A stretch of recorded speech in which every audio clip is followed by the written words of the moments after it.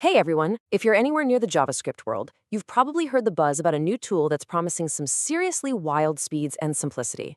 Today, we are diving deep into Bun, the all-in-one JavaScript toolkit that's really making waves. So, is it just hype, or is Bun genuinely the future? Well, let's get into it. You know the drill, right? As a JavaScript developer, you get used to this little routine. You save a file, and then you wait.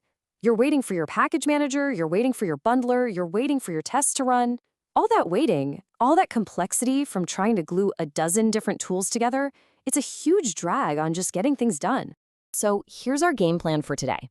First, we're going to unpack this whole tooling problem that's been a part of JavaScript for years. Then we'll look at Bun's big promise to fix it all. After that, we'll dive into the main event, the need for speed, and see the numbers. But then we've got to have a little reality check before finally looking at what's next for this really ambitious project. All right, first up, let's set the stage. Why does JavaScript development so often feel like you're trying to juggle a bunch of different things at once, just to get a simple app up and running? Well, it really comes down to this classic idea. Do one thing and do it well. And that philosophy led to this explosion of super specialized tools. You've got your package managers like NPM, your bundlers like Webpack, transpilers like Babel, test runners like Jest. I mean, the list goes on. And they're all great at their one thing, but making them all play nicely together, that's where things get complicated and slow. And this is exactly the chaos that Bun was built to solve. This is where Bun basically kicks down the door with a really bold promise to just replace that whole messy toolkit with one single, cohesive, and ridiculously fast alternative. So what is Bun exactly? At its heart, it's an all-in-one toolkit. I want you to think of it as a JavaScript runtime, a package manager, a bundler, and a test runner, all rolled into one beautiful little command line tool. It's built from the ground up to be a super fast drop-in replacement for Node.js, which means you can often use it in your existing projects without a ton of changes. Yeah, it's kind of like a Swiss Army knife for developers. Instead of grabbing 4 or 5 different tools for these core jobs, Bun just handles it. And this isn't just about making life easier. Because Bun controls the entire stack, it can optimize every single step of the process for pure, unadulterated performance. Okay, let's talk about the main event. Performance is Bun's headline feature, right? It's a thing that gets everyone's attention. So let's actually look at the numbers. Just how fast are we talking? Let's start with a simple HTTP server, just measuring how many requests it can handle per second. So Node.js is humming along at about 25,000. Dano, another modern runtime, does better at around 40,000. And then there's Bun, just absolutely blowing them out of the water, handling over 70,000 requests a second. That's not just a little better, that is a whole other level. But wait, it gets even crazier when you look at bundling.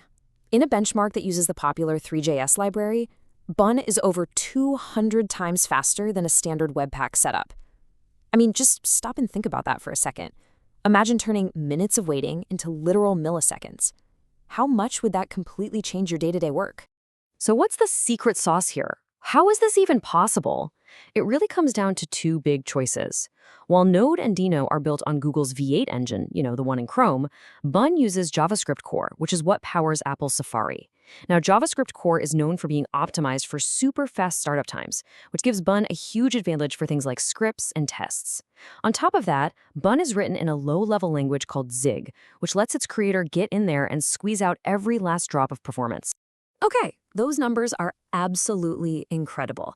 But as any experienced dev knows, benchmarks don't always tell the whole story, do they? So let's peel back the hype a little bit and take a more critical look. So right after Bun 1.0 launched, its amazing claims about SQLite performance got some people talking. One developer on GitHub just put it bluntly, saying that these kinds of crazy numbers often come from broken benchmarks. And that comment kicked off this whole investigation that honestly revealed a much more interesting picture. And here is the really crucial takeaway from that whole debate. For simple, data-heavy tasks, yeah, Bun was way, way faster.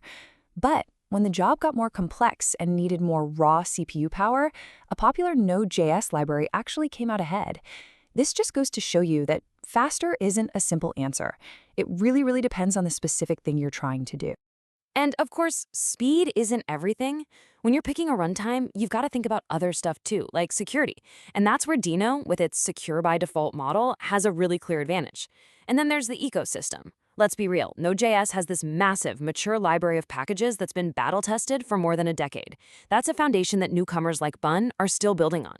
So, even though it's the new kid on the block, Bun is moving and changing at an incredible pace. Let's take a quick look at its journey so far and see where it might be headed next.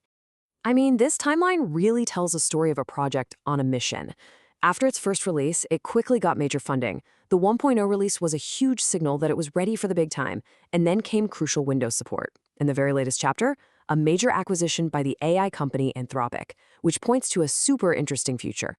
Now, what does this whole acquisition thing mean? Well, its creator, Jared Sumner, has been super clear. Bun is going to stay completely open source. The backing from Anthropic just gives them the resources to hire more engineers and hit the accelerator on development. This move really suggests that Bun isn't just about speed anymore. It's about becoming the engine that powers the next generation of AI-driven tools for developers. So here's where we land. Bun offers this incredible vision for what JavaScript could be: faster, simpler, more unified.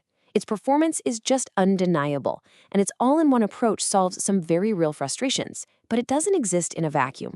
You've got the mature, stable world of Node.js on one side, and the security-first approach of Dino on the other.